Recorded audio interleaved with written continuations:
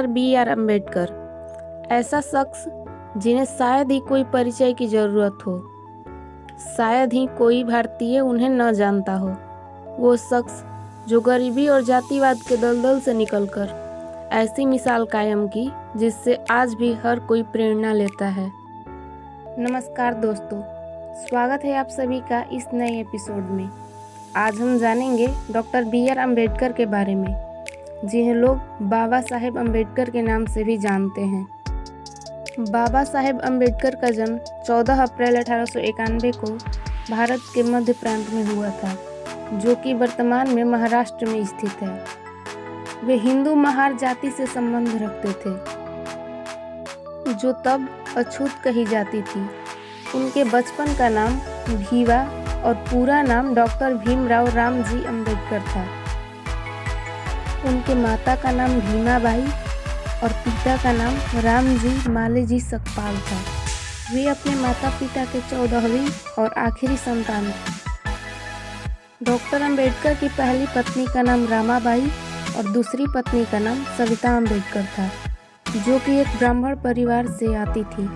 अम्बेडकर के पत्नी पहली का लंबी बीमारी के बाद सन 1935 में निधन हो गया। तत्पश्चात डॉक्टर अम्बेडकर ने सविता से दूसरी शादी का फैसला लिया, जो कि एक ब्राह्मण परिवार से भी आती थी। अम्बेडकर के दूसरे शादी का विरोध उनके परिवार ही नहीं, बल्कि उनके बिरादरी और उनके समर्थकों ने भी जमकर किया। डॉक्टर अम्बेडकर का एक पुत्र भी था, जिसका नाम यशवंत भीमराव अम्बेडकर था। वैसे तो बाबा साहेब ने अनेकों उपलब्धियां हासिल की थी, लेकिन उनका जीवन संघर्षों से भरा हुआ था। डॉक्टर अम्बेडकर को शिक्षा प्राप्त करने में अनेकों कठिनाइयों का सामना करना पड़ा। जब वे स्कूल जाते थे तो वहाँ भी उनको अनेकों भेदभाव का सामना करना पड़ा, जैसे कि स्कूल के सभी बच्चे बेंच पर बैठते और वहीं इनको अपने साथ घर से ही टाट ले जाना पड़ता था। पाठशाला में उन्हें कक्षा के भीतर अन्य विद्यार्थियों के साथ बैठने से मनाही थी। सभी बच्चे कक्षा में आराम से अध्ययन करते थे, तो वहीं बाबा साहेब को कक्षा के बाहर सब छात्रों के जूतों के बीच दरवाजे के बाहर बैठना पड़ता था। भीमराव को पानी के घड़े को छूने तक की इजाज़त नहीं थी। कारण यही था कि अछूतों को छू लेने से घड़े का जल अपवित्र हो जाता है। चाहे कितने भी प्यास लगे, बेशक प्यास के मारे प्राण ही क्यों न निकल जाए, मगर प्यास भी घड़े से पानी लेकर नहीं पी सकता था। किसी चपरासी की कृपा हो गई तो पानी मिल जाता, नहीं तो घर आकर ही पानी पीना पड़ता था। एक बार स्कूल में गुरु के प्रश्न का उत्तर लिखने के लिए वे ब्लैक बोर्ड की ओर चले। त्यों ही कक्षा के स्वर्ण छात्रों ने विरोध किया कि ब्लैक बोर्ड के नीचे रखा भोजन उनके छूने से भ्रष्ट हो जाएगा। जेब में पैसा होने के बाद भी उन्हें बैलगाड़ी में बैठने की इजाज़त नहीं थी, भले ही उन्हें कोसों दूर पैदल ही क्यों न जाना पड़े। लेकिन कोई भी बैलगाड़ी वाला उन्हें नहीं बैठाता।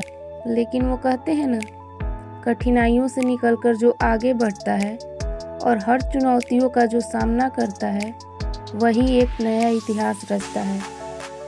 ठीक वैसा ही बाबा साहेब के साथ हुआ। लाख कठिनाइयों के बावजूद भी उन्होंने यूनिवर्सिटी ऑफ मुंबई से BA, MA, कोलंबिया यूनिवर्सिटी से MA, PhD और लंदन स्कूल ऑफ इकोनॉमिक्स से MSc और DSc किया। कहा जाता है कि उनके पास 32 डिग्रियां थी और वे 9 भाषाओं के ज्ञाता थे। और सबसे महत्वपूर्ण चीज़ जो उन्होंने हमें दिया है, वो है हमारा संविधान, जिसमें सारी चीज़ें इतनी अच्छी तरीके से पिरोई है इन्होंने, जिससे भारत को दुनिया का सबसे बड़ा लिखित संविधान मिला।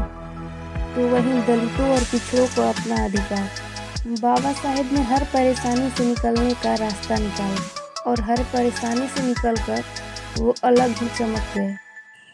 लेकिन दोस्तों, ज़िंदगी की एक कड़वी सच्चाई है कि हर व्यक्ति की ज़िंदगी में एक ऐसा दिन आता है कि उसे एक दिन मृत्यु के गोद में सोना पड़ता है। ठीक ऐसा ही हुआ और एक दिन ऐसा आया कि बाबा साहेब की मृत्यु भी निकट आ गई। तारीख 6 दिसंबर 1956 यह ऐसा दिन था जिस दिन बाबा साहेब ने अपनी अंतिम सांसें ली, लेकिन आज भी वो हम सबके दिलों में जीवित है। तो ये थी बाबा साहेब की अमर गाथा। तो दोस्तों, अगर आपके जीवन में भी कठिनाइयाँ आ रही हैं तो आप घबराइए मत, बल्कि आप उनका डट कर सामना कीजिए। अवश्य ही इतिहास में कोई नया अध्याय जोड़ने के लिए तैयार हो रहा है। नमस्कार।